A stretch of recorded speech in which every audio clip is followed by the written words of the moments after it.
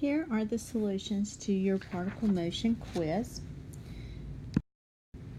The very first one, we have the position of a particle moving along a straight line at any time t is given by, and notice we do have the position function. What is the acceleration of the particle when t equals 4? So we need to find our acceleration function, and these are normally non-calculator problems from the AP exam.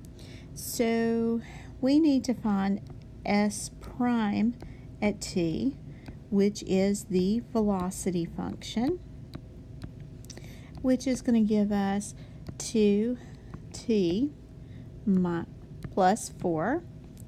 And then we need the derivative of velocity, or the second derivative of position. That is going to give us acceleration. So the derivative, or really just the slope here of that line, is going to be 2. So our acceleration function is constant. A at t is 2. So no matter what time I'm given for this particular problem, my acceleration would be 2. So my answer choice here should be B. For number 3, what is the maximum acceleration attained on this interval? So if we're looking for maximum acceleration, so we need to really find, if we're talking about this maximum value, we're really talking about a relative min, relative max, absolute min, absolute max is what this is asking for, which all of those values are classified possible critical points. So really we need the second derivative of velocity. So let's look, we need here the first derivative of velocity is going to give us acceleration, and that's going to give us 3t squared minus 6t plus 12. But I want the maximum value of this function. So that's something we need to keep in mind, that I'm looking for the max value of acceleration. So that maximum value will occur at a critical point or one of those two endpoints. So we need the derivative of our acceleration function, and that's going to give us 6t minus 6. And let's see, the maximum value here. If we think about this, let's see, we need to set this equal to 0. It's kind of like, it's not really, you're really looking for that critical point here. If we just had f of x and f prime of x, that's kind of the idea here. To have 0 equals 6t minus 6. So here, if we solve for t, we get 1. Now, our candidates for our max value. To find that max value, we look at our x and y values, and we're really going to end up picking the largest y value, or the largest acceleration value. When I plug in, oh, that shouldn't be an x, that should be a t. All right, so let's fix that. And so let's see, going through here, our candidates would be our two endpoints and any value we got when we set the derivative equal to 0. Now, if I want the maximum value, we would go plug in all these endpoints, but I want y'all to keep in mind what the graph of this acceleration function looks like. Well, the graph of this acceleration function is probably going to be some kind of parabola, right? And those parabolas are going to be increasing after you get past the vertex. Let's go ahead and I would instinct would say it's probably going to be here at 3, but we do need to make sure, we do need to plug in our endpoints. Well, if I plug in 0 to my acceleration function, I get 12. If I plug in 3, let's see, 3 times 9, that's 27 minus 18 plus 12. And that looks like that's going to give me 21. And so let's see, 1, if I plug in a 1, that's not going to be any bigger than 21. So I'm really not going to take that time to deal with that. So here's my maximum value. The maximum value of my acceleration is 21. Now where or at what time does the maximum value occur? It occurs at 3.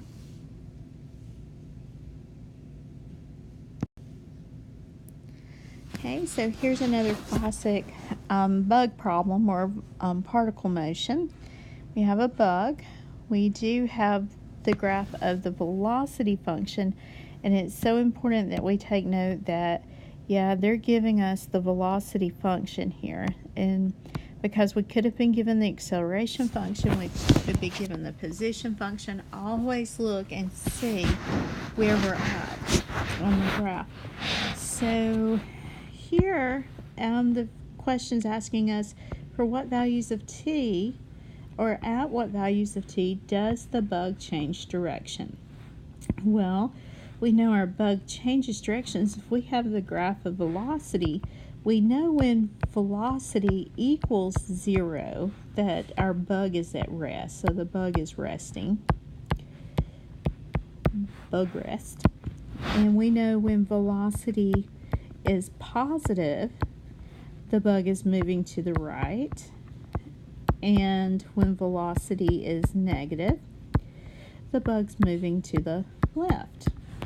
So graphically, remember, if we have a graph, then that means above the x-axis. Excuse me, and this one means below, if we're talking about the graph. So looking at the graph, we see that the bug is probably going to change directions here at 6. So that should be answer choice C. Okay, let's see what else we have going on here.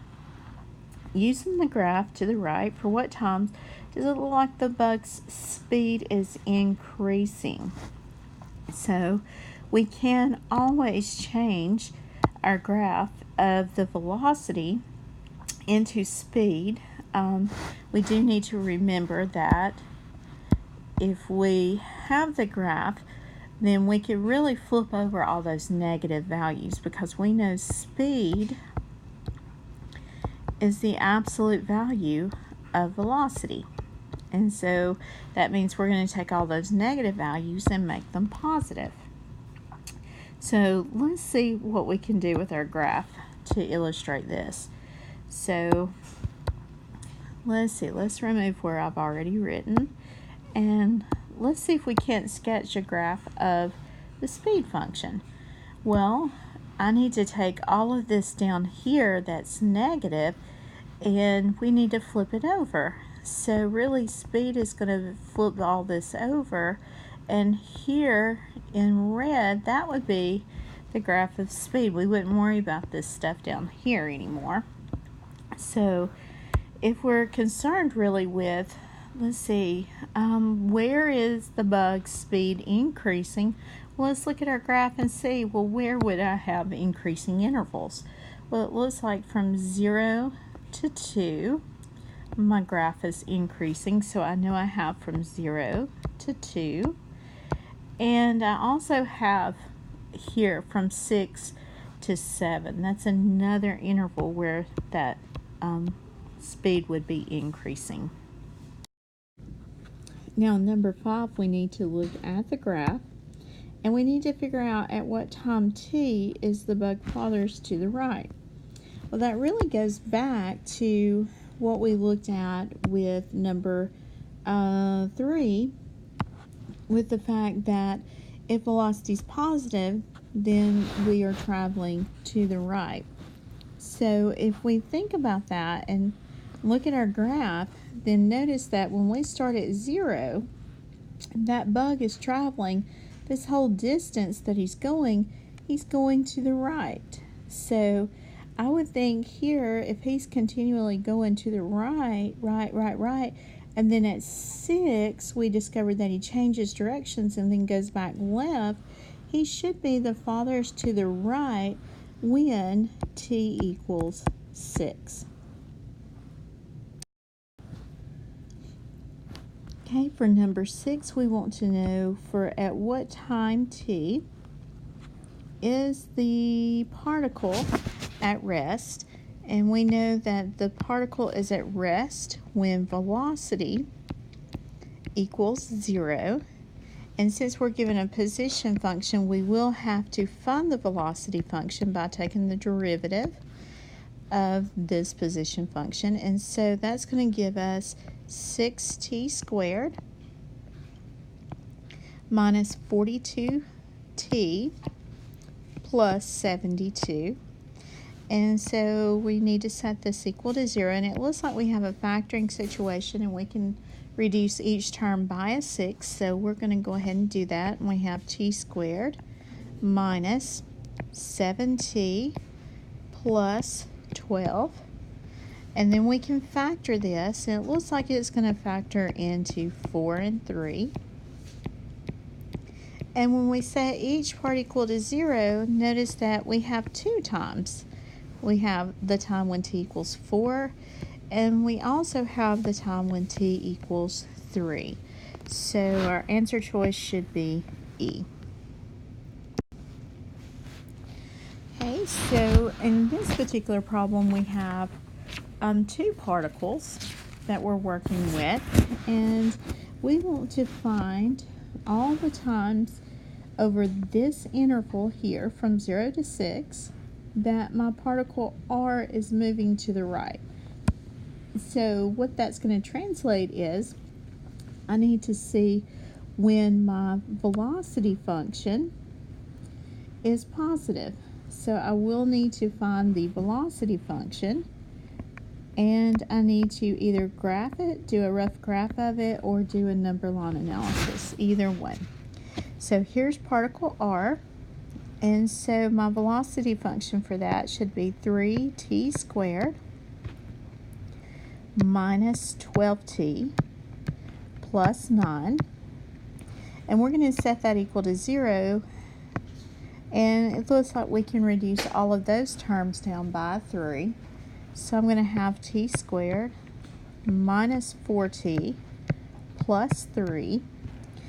And again, we need to factor this. So it looks like t minus 1 and t minus 3.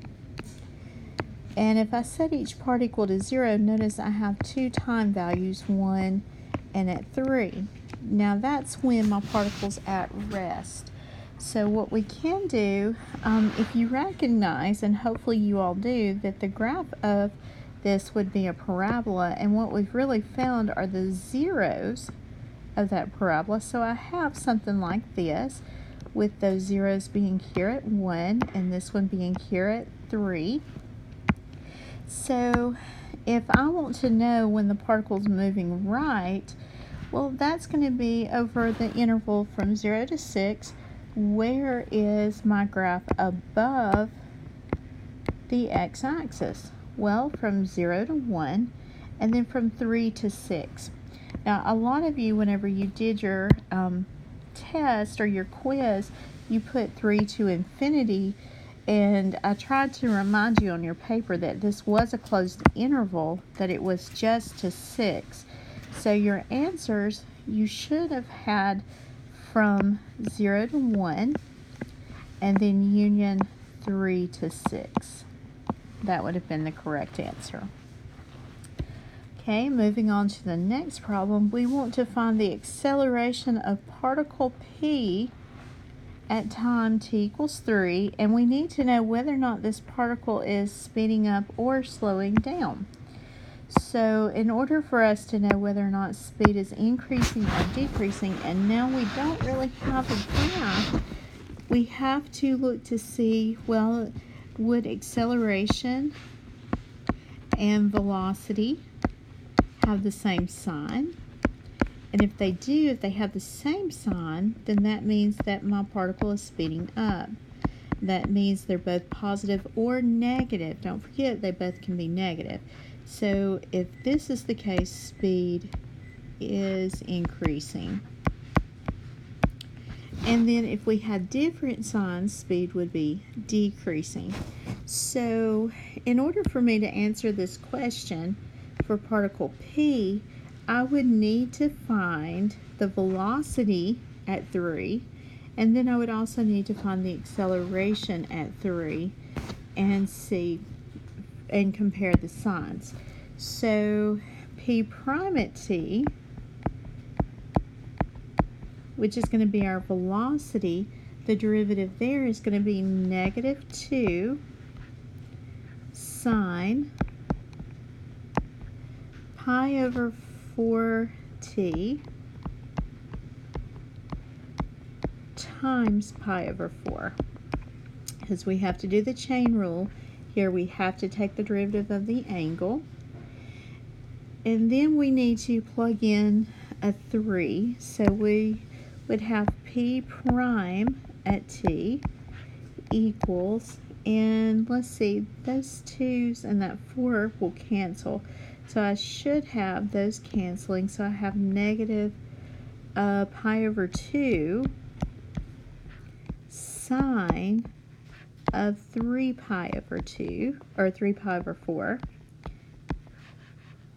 And as far as an exact value, well, 3 pi over 4, that's in the second quadrant. So I know that P prime at 3, and I need to go back and change this value here. I went ahead and I plugged in. So P prime at 3. So I know P prime at 3, whether or not I finish working this out, since this whole value, 3 pi over 4, is in the second quadrant, sign's positive. Positive times a negative is negative. And now I need the acceleration.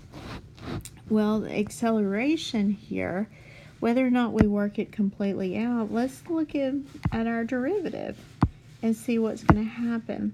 So P double prime, and let's see, P double prime at this point at T. Well, let's look at our signs and see, because I need the derivative of this. So the derivative here, and I've got pi over negative pi over 2 sine. So if I do the derivative, that's negative pi over 2 cosine of pi over 4t.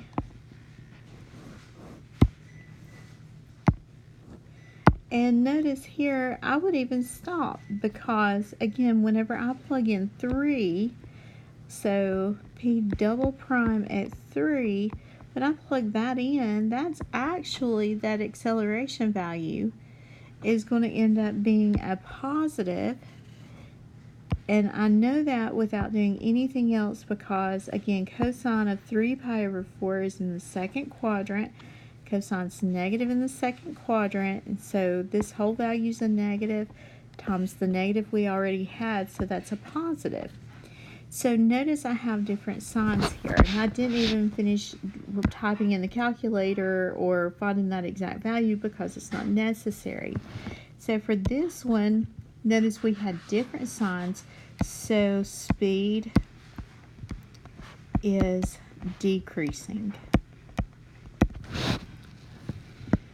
Okay, and then for number 9, from 0 to 6, what times are the particles traveling?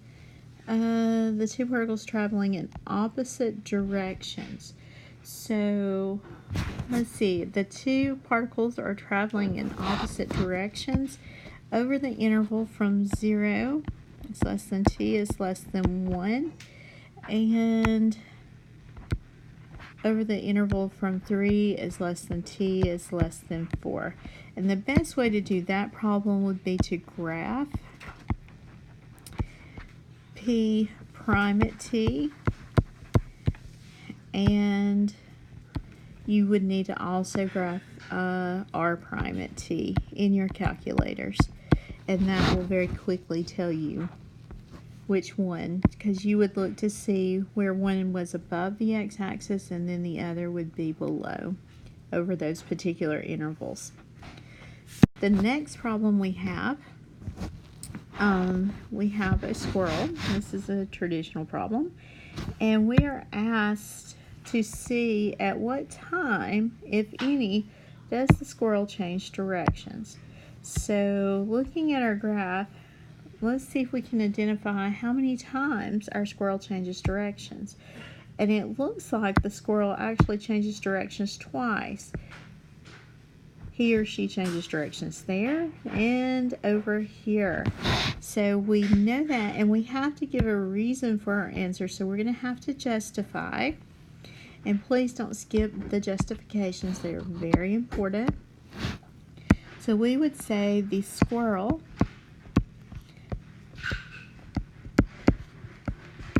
changes directions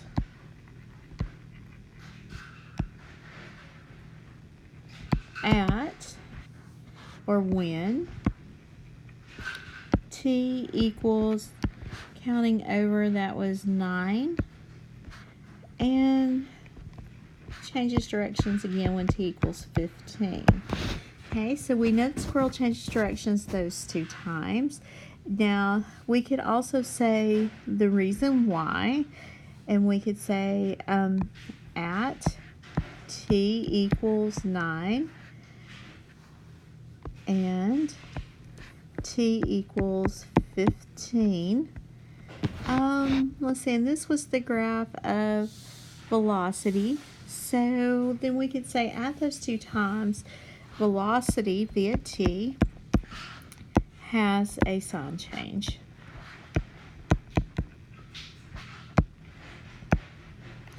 And that should be plenty of information there. Okay, now for your bonus that you had, we had to write an expression for each one of these functions over the time interval from 7 to 10. So let's go highlight just that interval from 7 to 10 because that'll help us figure out what we're looking at. So from 7 to 10, we're really looking at a small segment, not the whole graph, and I think some people thought it was the whole graph, but you're just looking over this interval here from 7 to 10. That's where you're looking at, and so you're really dealing with a line segment here. So the first part, you needed to write the acceleration. Well, you're given the graph of velocity, and I know that the two are related. If I do the derivative of velocity, then I get acceleration. Well, back at the very beginning, at the very beginning of calculus, we talked about that a derivative is a slope at a particular value. So notice that we are given a line segment. So we really just need to use our 2 points here and here and just count off our slope. And that would be a great way to know what our acceleration is. So if we go through and try to count off of our slope, let's see, changing y. So this y went from 20 to negative 10. So it looks like my change in y's was a 30 over... Well, changing x's, well, how did I shift over my x's? I shifted it over 3. And notice that my segment is tilted downward, so it needs to be negative. So I have negative, it looks like negative 10. So there's an expression for my acceleration. And again, you can plug into the slope formula or do what I did, either one. And now let's talk about for velocity. Well, if we had to write velocity, that's just the equation of this line here because it is just a line segment. So v at t, well, let's see, do we remember the y minus y1 equals m times x minus x1? We can use that. So y, that's our v at t, equals, so let's think about adding that y value over here. And if I do, we just need to pick one of our 2 points, and it really doesn't matter which one we pick. I'll probably pick the 10 and negative 10. And my slope I found over here, so I have negative 10 times x minus x1, and that x value is 10. And then I have plus y1. So plus, but my y1 is negative 10. So I'm going to say minus 10. And you could have left it in that form, or you can go through and you can simplify this if you want, but I'm perfectly okay with you leaving it like this. If you did your distributive property, you would have negative 10x. That's positive 100 minus 10, so plus 90. And that would have been an equation for v at t over the interval from 7 to 10. Now, as far as your distance, you don't know how to do that one yet. So this one, there wasn't any way to get points. But if you got these two equations, I did give you 2 bonus points each for those answers.